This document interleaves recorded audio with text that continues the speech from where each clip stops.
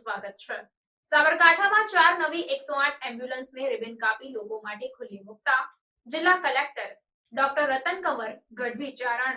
સાબરકાંઠા જિલ્લામાં 4 નવી 108 એમ્બ્યુલન્સને જિલ્લા કલેક્ટર રતન કંવર ગઢવી ચારણના હસ્તે રિબન કાપી લોકો માટે ખુલ્લી મૂકવામાં આવી હતી। કોઈપણ આપત્તિગ્રસ્ત અને આપતકાલીન સ્થિતિમાં કોઈપણ સ્થળે અને કોઈપણ સમય તાત્કાલિક મેડિકલ સારવાર અને મદદ માટે સૌ કોઈના મોઢે એક જ નામ હોય છે અને તે છે 108 એમ્બ્યુલન્સ।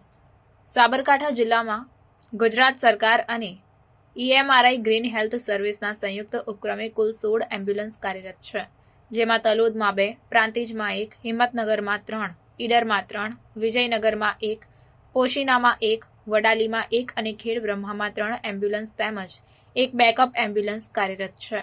કુલ 16 એમ્બ્યુલન્સ પૈકી 4 એમ્બ્યુલન્સ સરકારી ગાઈડલાઈન મુજબ યોગ્ય રીતે કાર્યરત ન હોવાથી તેની જગ્યાએ અદ્યતન સુવિધાવાળી 4 નવી 108 એમ્બ્યુલન્સ ફાળવવામાં આવી છે। આ સમય નિવાસી અધિક કલેક્ટર કૃષ્ણા વાઘેલા, પ્રાંત અધિકારી પાર્થ ગોસ્વામી સહિત 108 એમ્બ્યુલન્સનો સ્ટાફ ઉપસ્થિત રહ્યો હતો। રિપોર્ટર ઉમંગ બારોટ, હિંમતનગર। આવા ન્યૂઝ જોવા માટે સાબર આવાઝ યુટ્યુબ ચેનલને સબસ્ક્રાઇબ કરો અને લાઇક કરો, જેથી હવે પછીના દરેક સમાચાર સબસ્ક્રાઇબ કરેલા હશે તેઓને નવા સમાચારની માહિતી મળી જશે।